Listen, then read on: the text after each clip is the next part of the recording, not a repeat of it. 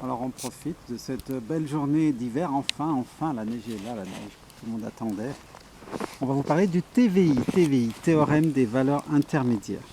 Le théorème des valeurs intermédiaires, c'est à savoir en terminale. Qu'est-ce qu'il dit le théorème des valeurs intermédiaires? Il dit que si une fonction f est continue, attention les couleurs, il y a des trucs en vert, des trucs en violet. Si f est continue sur AB, un intervalle, si f est strictement monotone sur AB, alors pour tout lambda appartenant à f de a, f de b, ou f de b, f de a, l'équation f de x égale lambda a une unique solution, qu'on peut appeler x0, sur AB. Ou si vous préférez, lambda a un unique antécédent x0 par f. Pourquoi j'ai mis f de a, f de b ou f de b, f de a? Ça dépend si f monte ou descend. Qu'est-ce que ça veut dire d'ailleurs? Monotone, ça veut dire qu'elle fait ou que monter ou que descendre. Ça mouille l'appareil photo. Qu'est-ce qu'on fait? On continue. On continue. Donc le théorème c'est ça. Si f est continu, donc il n'y a pas de trou, sur AB, AB c'est un abscisse. Alors quel que soit lambda dans f de a, f de b c'est des images, c'est en ordonnée, lambda a un unique antécédent x0. Il existe x0 tel que f de x0 égale lambda. Quand la fonction monte, eh ben, on est dans f de a, f de b, l'intervalle.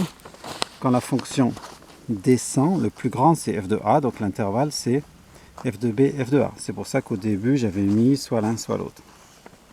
Et dans tous les cas, on a lambda qui a un unique antécédent x0.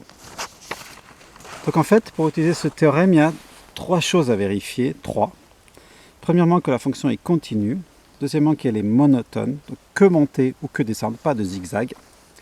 Et troisièmement, que lambda est bien entre f de a et f de b. On va détailler chacun de ces trois choses. Continue, ça veut dire qu'il n'y a pas de trou. Je peux la dessiner sans lever le crayon.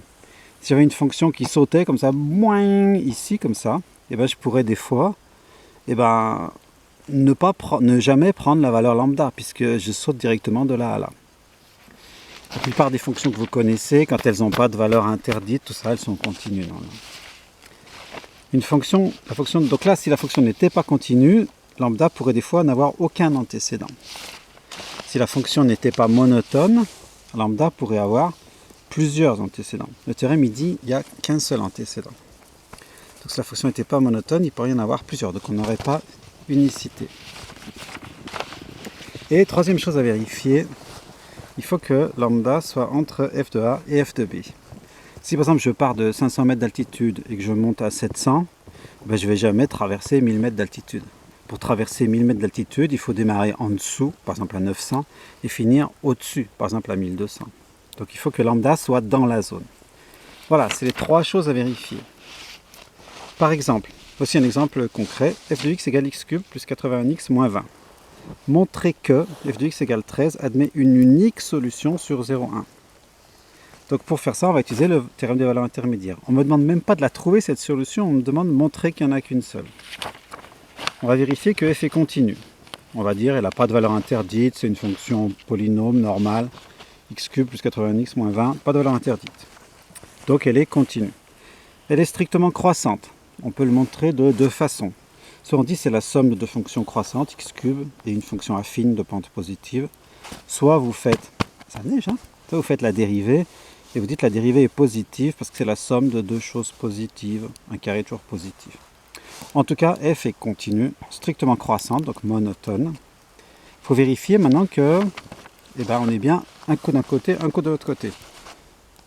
Le théorème dit sur 0,1, f de 0 il fait moins 20, plus petit que 13, f de 1 il fait 62, il est plus grand que 13. Donc 13 est bien entre f de a, f de b, f de 0 et f de 1. Donc d'après le théorème des valeurs intermédiaires, f de x égale 13 a bien une unique solution sur 0,1. C'est-à-dire que 13 a bien un unique antécédent entre 0 et 1. Je vous ai fait un dessin de ça qui reprend tout ce qu'on a raconté. En 0, la fraction elle faisait moins 20, en 1 elle faisait 62, 13, mon lambda là il fait 13, il est bien entre moins 20 et 62, la fonction est continue, elle ne saute pas, elle fait que monter, donc il existe un unique x0 tel que f de x0 fasse 13, ou si vous préférez 13 a un unique antécédent entre 0 et 1. Voilà, c'est ça le théorème des valeurs intermédiaires. Souvent, c'est pas fini caméraman, souvent on va se ramener à f de x égale 0. C'est-à-dire qu'on passe tout du même côté dans une équation, on passe tout du même côté. Par exemple là on avait cette fonction f égale 13. On aurait pu passer 13 de l'autre côté, il devenait moins 13. Et du coup, on se ramenait à quelque chose égale 0. Donc on peut toujours se ramener à quelque chose égale 0 en passant tout du même côté. Du coup, pourquoi c'est plus simple? Parce que pour vérifier que 0 est bien dans la zone, il suffit de vérifier qu'il y en a un en dessus, un en dessous de 0. Donc 1 avec un plus, 1 avec un moins pour f de A, f de B. Voilà, ça c'est une possibilité. Voilà, donc ça c'est le théorème des valeurs intermédiaires. Après, on pourra vous demander la leçon suivante. La leçon Loulou 202, ça sera trouver une valeur approchée de x0. C'est ce qui arrive tout le temps. De toute façon, après avoir montré qu'il y avait une solution, on va vous demander une valeur approchée. Donc ça sera la prochaine leçon.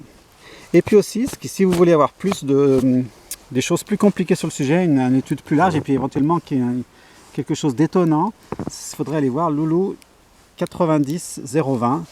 Donc ça, c'est ma nouvelle série, les 90 quelque chose, pour des choses un peu plus compliquées, niveau maths sup ou licence. Voilà, j'essaye de me lancer dans un truc un petit peu plus perfectionné, que vous pouvez aller voir pour essayer d'avoir une vision plus générale, une version plus généralisée du théorème.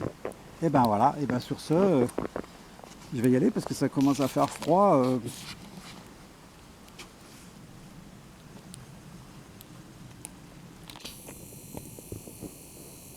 Oh, c'est tout blanc.